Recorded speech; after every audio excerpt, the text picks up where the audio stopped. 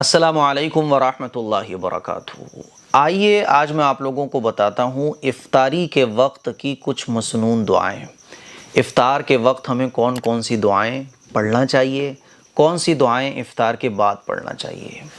Number 1، اللہم انی اسألک برحمتک التی وسعت کل شیء ان تغفر لی۔ اے اللہ، میں آپ کو آپ کی اس رحمت کا واسطہ دے کر سوال کرتا ہوں جو رحمت ہر چیز پر وسیع ہے، کہ آپ میری مغفرت فرما دیجئے۔ یہ اس دعا کا ترجمہ ہے۔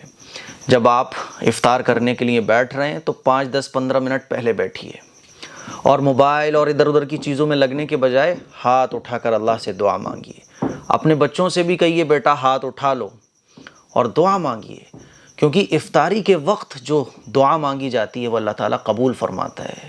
اسی لیے وہ وقت بہت قیمتی ہوتا ہے۔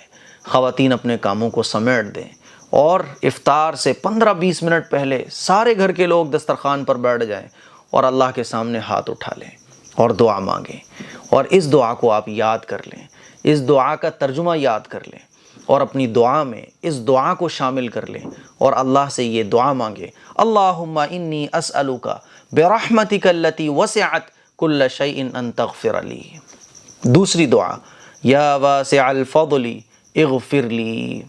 اس دعا کو بھی آپ اپنی دعاؤں میں شامل کر سکتے ہیں، اور افطار کے وقت اس دعا کا بھی خاص اہتمام ہمیں اور آپ کو کرنا چاہیے۔ خواتین اگر کچن میں ہیں تو کھانا بناتے بناتے، افطاری تیار کرتے کرتے اس دعا کو پڑھ سکتی ہیں، یا واسع الفضل اغفر لی، اے بے پناہ فضل اور احسان کرنے والے میری مغفرت فرما۔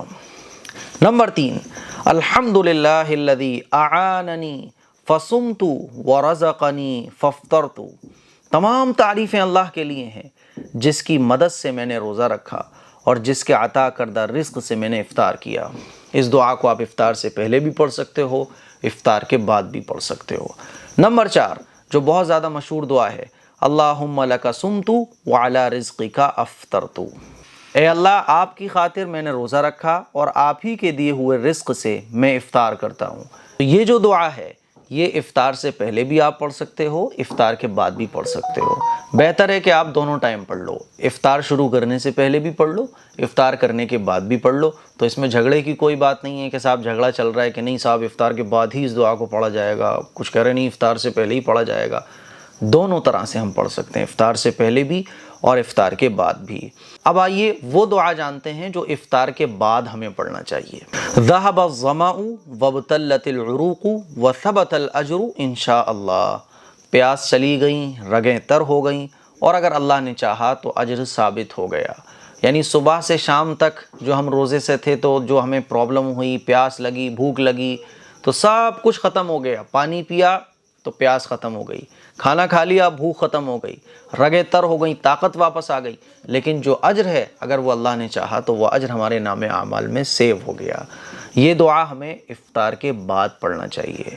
یہ افطار کے بعد کی مسنون دعا ہے۔ تو مجھے امید ہے یہ افطاری کے وقت کی کچھ مسنون دعائیں آپ لوگوں کو پسند آئی ہوئی ہوں گی، اور آپ کمنٹ کر کے بتائیے گا کہ اس میں سے آپ کو کتنی دعائیں یاد تھیں، اور جتنی بھی دعائیں میں نے آپ لوگوں کو بتائی ہیں ان دعاؤں کو آپ یاد کر لیں، اور افطار کے وقت اور افطار سے پہلے ان دعاؤں کا خاص اہتمام کریں۔ اس کلپ کو شیئر کریں۔ السلام علیکم ورحمۃ اللہ وبرکاتہ۔ السلام علیکم ورحمۃ اللہ وبرکاتہ۔